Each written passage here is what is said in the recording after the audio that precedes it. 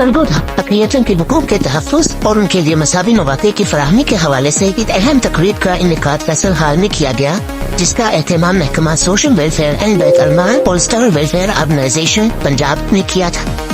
इस मीटिंग में मुख्तलिफ मजहबी, समाजी और सियासी शख्सियात ने शिरकत की और अक़लियतों के हुकूक की अहमियत पर जोर दिया। तकरीब से खिताब करते हुए additional general deputy commissioner Umar Farooq ने कहा कि इस्लाम अक़लियतों के हुकूक के तहफ़्फ़ुज़ को मुकम्मल तौर पर तस्लीम करता है।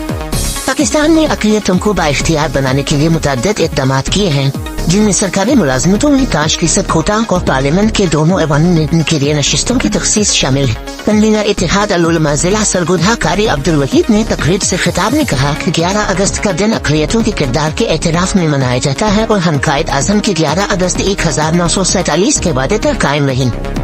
उन्होंने मजीद कहा कि 1973 का आइन तमाम शहरियों को मसावी हुकूक, मजहबी आज़ादियों और तहफ़्फ़ुज़ की ज़मानत देता है और हमें इस बात को यकीनी बनाना होगा कि हर शहरी को मसावी हुकूक और मौक़े मिले। तकरीब में मजहबी रहनुमाओं ने इस बात पर जोर दिया कि पाकिस्तान की अक़लियतें मुल्क की तरक्की के लिए अपना मुस्बत किरदार अदा करती रहेंगी और अक़लियतों के हुकूक, तरक्की और बाइख्तियार बनाने के उसूलों पर कभी समझौता नहीं किया जाएगा।